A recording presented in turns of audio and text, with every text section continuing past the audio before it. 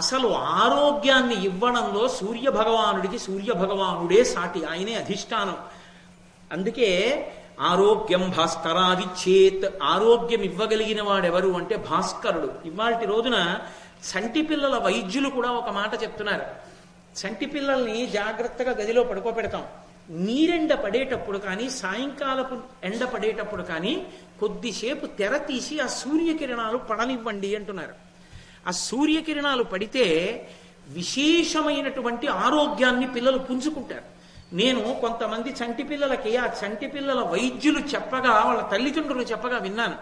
సూర్యకిరణములకు ఆ శక్తి ఉంది, అందుకే అది చైతన్యం.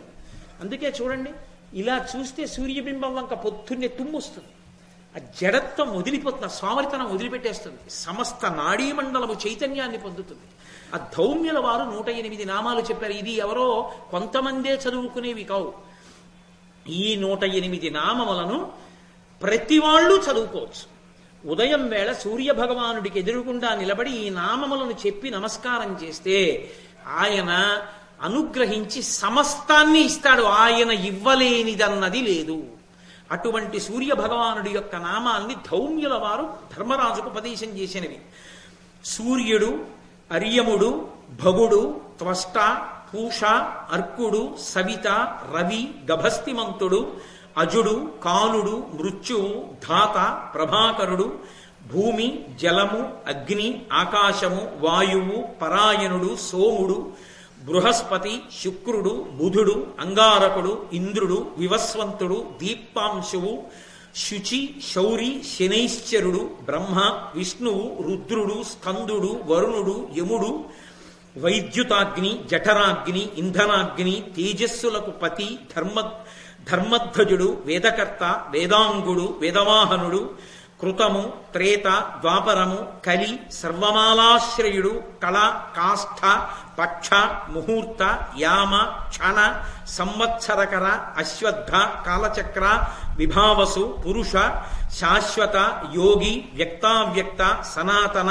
కాలాధ్యక్ష, ప్రజాధ్యక్ష, విశ్వకర్మ, తమోనుదుడు, వరుణుడు, సాగర, అంశువు, జీమూతుడు, జీవనుడు, అవిహుడు, భూతాశ్రయుడు, భూతపతి, సర్వలోక నమస్కృతుడు, స్రష్ట, సువర్తకుడు, వహ్ని, సర్వమునకు ఆది, అలోలుపుడు, అనంతుడు, కపిలుడు, భానువు, కామదుడు, సర్వతోముఖుడు, జయుడు, విశాలుడు, వరదుడు, సర్వధాతు నిషేవిత, మనస్సు, సుపర్ణుడు, భూతాది, శీఘ్రగుడు, ప్రణధారకుడు, ధన్వంతరి, ధూమకేతువు, ఆదిదేవుడు, ఆదిత్యుడు, ద్వాదశాత్మ, అరవిందాక్షుడు, పీత, మాత, పిత, మాత, పితామహుడు, స్వర్గద్వారము, ప్రజాద్వారము, మోక్షద్వారము, త్రివిష్టపము, దేహకర్త, ప్రశాంతాత్ముడు, విశ్వాత్ముడు, విశ్వతోముఖుడు, చరాచరాత్ముడు, సూక్షాత్ముడు, మైత్రేయుడు, కరుణాన్వితుడు అనబడేటటువంటి ఈ 108 నామములను ఉపదేశం చేసి,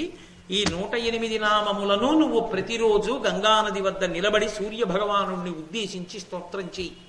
దీని చేత ప్రసన్నుడైనటువంటి సూర్యభగవానుడు నిన్ను అనుగ్రహిస్తాడు. నీకు ఇంతమంది బ్రాహ్మణులకు అన్నం పెట్టగలిగిన శక్తి వస్తుంది అన్నారు. మీరు నిజంగా ఈ మాటకి అందం ఏమిటో అనుభవించాలి అంటే సముద్రపుటొడ్డున సూర్యోదయం చూడాలి. ప్రత్యేకించి ఆ గ్రీష్మ ఋతువు మొదలైనటువంటి వాటిల్లో, వసంత ఋతువు వాటిల్లో, ఏ విశాఖపట్నం ఉపన్యాసాలకు వెళ్ళినప్పుడు నేను ఒక రోజు వెళ్ళి సముద్రపుటొడ్డున కూర్చుంటూ ఉంటాను తెల్లవారుధామన. ఆ సముద్రంలో మబ్బులు ఉండవు, అప్పుడు అడ్డం కటిక చీకటి కింద ఉంటుంది, ఏమీ కనపడదు. అటువంటి కటిక చీకట్లో సముద్రంలోంచి ఒక ఎర్రటి కాంతి పైకి బయలుదేరుతుంది.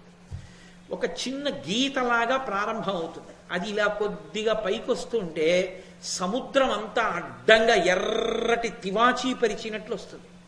వచ్చి తూర్పు నుంచి పశ్చిమ దిక్కు వరకు పడుతుంది. నాకు చాలా ఆశ్చర్యంగా ఉండేది. ఆ కటిక చీకట్లో పక్కనే ఉన్న డాల్ఫిన్స్ నోస్ అన్న పర్వతం మీద, కొండ మీద లైట్ హౌస్ తిరుగుతూ ఉంటుంది. ఆ చీకట్లో తిరుగుతున్న లైట్ హౌస్ బాగా కనబడుతూ ఉంటుంది. సూర్యోదయం అవుతూ ఉంటుంది. ఈ తిరుగుతున్న లైట్ హౌస్ వెలవెలబోతుంది, దాని కాంతి కనపడదు. కనపడకుండా ఎరుపు కాంతి ప్రపంచాన్నంతటినీ ఆవరించి ఎర్రటి కాగితాన్ని అడ్డుపెట్టి చూస్తే అన్ని ఎర్రగా కనపడ్డట్టు, ఒక పలచటి ఎర్రటి పరదా కప్పారా అన్నట్టుగా ప్రపంచమంతా ఎరుపుతనంలో మునిగిపోతుంది. మెల్లిగా బింబం పైకొస్తుంది, ఎర్రటి బింబం.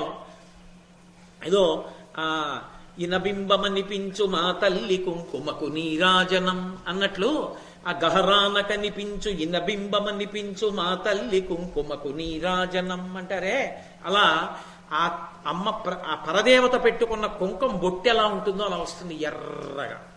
అరుణారుణ కాంతులతో ప్రపంచం నిండిపోతుంది. కొద్ది క్షణాలుండి నారింజ పండు రంగులోకి తిరిగిపోతుంది. ఆ నారింజ పండు రంగు దాటిందా ఇక మీరు ఆయన దుర్నిరీక్షుడు. ఇక మాంసనేత్రాన్ని ఇలా విప్పి చూడటం కుదరదు, మారిపోతుంది అంతే రంగు. చిత్రం ఏమిటంటే ఆ ఎర్రటి బింబం ప్రారంభమైన దగ్గర నుంచి నారింజ రంగు దాటే పర్యంతానికి సరిపోతుంది ఆదిత్య హృదయం.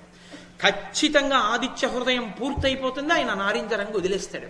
ఎంత లెక్క కట్టి ఇచ్చాడో మహానుభావుడు వాల్మీకి మహర్షి ఆదిత్య హృదయాన్ని అనిపిస్తుంది. ఆ సముద్రపుటొడ్డున కూర్చుని అసలు ఆ సూర్య భగవానుని యొక్క వైభవం ఏమిటో చూడాలి. ఆయన ప్రకాశిస్తుంటే సూర్యోదయం అవుతుంటే అంత గొప్పగా ఉంటుంది.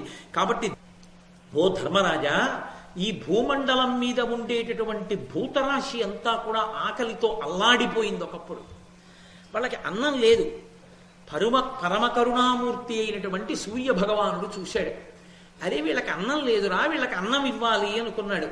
సమస్త భూతకోటికి అన్నం ఇచ్చిన వాడెవరో తెలుసా? ఆనాడు ఆయన ఉత్తరాయణం మొదలుపెట్టాడు. ఉత్తర దిక్కుగా ప్రయాణం చేసి భూమి యొక్క సారాన్ని గ్రహించాడు. దక్షిణ దిక్కుగా వచ్చి ఆయన భూమి నందు సారమును ప్రవేశపెట్టాడు. దీన్ని క్షేత్రంగా మార్చాడు. ఇలా క్షేత్రస్థితిని భూమి పొందింది. ఇప్పుడు ఈ భూమి యందు సారము ప్రవేశించింది. అప్పుడు చంద్రుడు ఓషధీ శక్తిని ప్రవేశపెట్టాడు ఆ భూమిలోంచి పండినటువంటి పంటకు. ఓషధీ శక్తి వలన ఏమైంది? ఈ భూమి యందు ధాన్యం పండితే ఆ ధాన్యానికి ఒక లక్షణం వచ్చింది. దాన్ని ఉడికించి అన్నం తింటే ఆకలి తీరడం ఒక్కటే కాదు, అది ప్రాణశక్తిగా మారుతుంది. మనిషికి శక్తినిచ్చి శరీరాన్ని నిలబెడుతుంది. అది రక్తంగా మారి శక్తిగా మారి ఎప్పుడు ఏ పని చెయ్యాలనుకున్నా పని చెయ్యడానికి కావలసినటువంటి దక్షతగా నిలబడుతుంది. జ్ఞాపక శక్తిగా మారుతుంది. ఈ సమస్త భూతములు అన్న వికారములు అన్నం తినడం చేతనే ఇంతంత పెద్దవయ్యాయి. ఈ అన్నం ఎక్కడి నుంచి వచ్చింది అంటే ఆదిత్యుని యొక్క అనుగ్రహంగా వచ్చింది అన్నం. సమస్త భూతకోటికి అన్నము పెట్టేవాడు ఆదిత్యుడే. మీరు చూడండి, మనం ఆకుకూరలు తింటాం. ఆకుకూరలలోకి వెళ్ళేటటువంటి క్లోరోఫిల్, ఆ క్లోరోఫిల్ ఏర్పడడానికి కారణం సూర్యకిరణముల చేత కిరణజన్య సంయోగ క్రియ చేత ఏర్పడుతుంది అని మనం చిన్నతనంలో నేర్చుకున్నాం కదా. దాన్ని మహాభారతంలో ధౌమ్యుడు ఈశ్వర కృపారూపంలో ఏనాడో ఆవిష్కరించాడు. ఒక పండు, ఒక కాయ భూమి నుండి సారాన్ని తీసుకుని సూర్యకిరణములతో కలిపి తయారు చేసి చెట్టు సిద్ధం చేస్తోంది. అది తింటే ఈ శరీరం పెరిగి పెద్దదవుతోంది. అన్నము చేత వికారమును పొంది పెరుగుతోంది శరీరం. కాబట్టి భూమి మీద ఉన్న సమస్త ప్రాణులు అన్న వికారములు. ఆ అన్నము ప్రాణశక్తి, తేజోశక్తి, ఓజోశక్తి. ఆ అన్నాన్ని ఇచ్చేవాడు ఆదిత్యుడు. ఆయన యొక్క కిరణములలో ఉన్నటువంటి శక్తిని పొందే చంద్రుడు మళ్ళీ అమృత ధారలను కురిపిస్తున్నాడు సుధాకిరణుడై. దాని చేత ఓషధీతత్వాన్ని, ఓషధతత్వాన్ని పొందుతున్నాయి.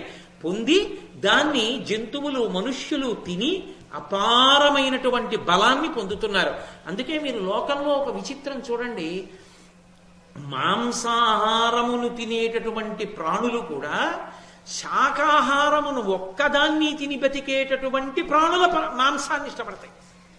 మాంసం తిని బ్రతికేటటువంటి ప్రాణుల మాంసాన్ని కేవల మాంసాహారులు ఇష్టపడవు. సింహం ఉందనుకోండి, దానికి బాగా ఇష్టమైన మాంసం ఏది? గజమాంసం, ఏనుగు మాంసం ఇష్టం. ఏనుగుకి మాంసం ఎక్కడిది? ఏనుగు కేవలం శాకాహారి. ఈ శాకాహారం అంతా ఎక్కడిది? ఆదిత్యుడి కృప.